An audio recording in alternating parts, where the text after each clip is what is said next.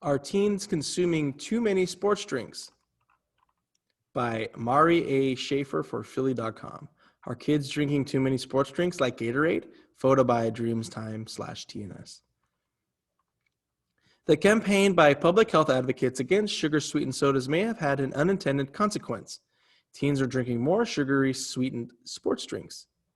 Drinks shown in advertisements being consumed by impossibly fit athletes and named for fruits like mango, kiwi, and blackberry are aggressively marketed to teens.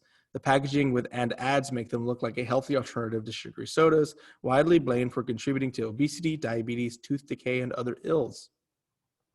Now, researchers at Harvard University have found a small but significant increase in the weekly consumption of high carbohydrate sports drinks among teens. The study, which appeared Monday in the journal Pediatrics, analyzed national data from the 2010 National Youth Physical Activity and Nutrition Survey and the 2015 Youth Risk and Behavior Survey. The researchers focused on teens because they're more likely than younger kids to buy their own beverages.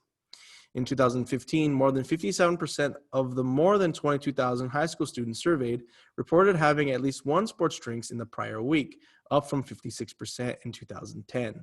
Conversely, between 2007 and 2015, there has been a 7.6% drop in the number of youths reported they drank one soda in the prior week, according to data from the Center for Disease Control and Prevention Youth Risk Behavior Surveillance System.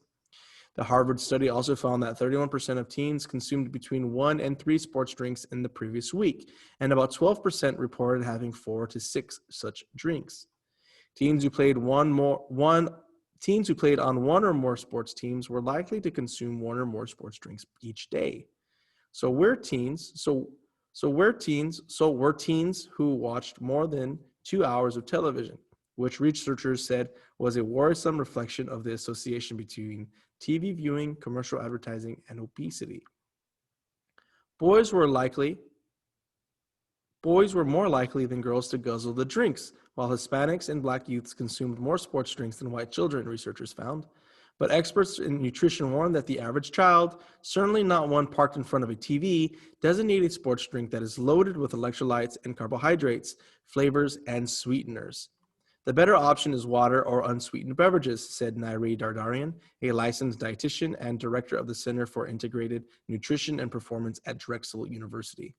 There is no purpose to consume all the carbohydrates in sports drinks unless you are competing in a high-intensity game, not at a high school soccer or softball practice, she said. A 20-ounce bottle of orange Gatorade has a hefty 34 grams of sugar, 36 grams of carbs, and 140 calories. Consume 2 or more sports drinks each week, and over a year, it can translate into extra pounds, said Dardarian. Don't drink your calories, said Dardarian. A more positive message would be to eat the calories.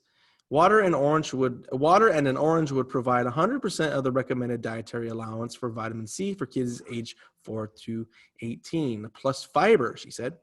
Healthier options for kids include flavoring water by squeezing fresh fruit into it, adding a splash of fruit juice, or drinking flavored seltzers, she said. The same advice applies for adults. Rehydrating after a yoga class with a fresh pressed juice adds 200 or more unneeded calories to your diet, she said. There are occasions where having a sports drink is appropriate, Dardarian said. A cyclist planning a 100-mile ride or a kid in a day-long soccer tournament might want to use sports drinks to stay hydrated. If the child is only playing for 20 minutes or rotating into the game, they just need water, Dardarian said. Overall, Americans have consumed fewer calories from sugary drinks in recent years. Since the advent of Philadelphia's tax on sweetened beverages, Philadelphians are 64% less likely to gulp down a sports drink, researchers at the Dornsife School of Public Health at Drexel University concluded. Their study results were published in April 12th issue of the American Journal of Preventive Medicine.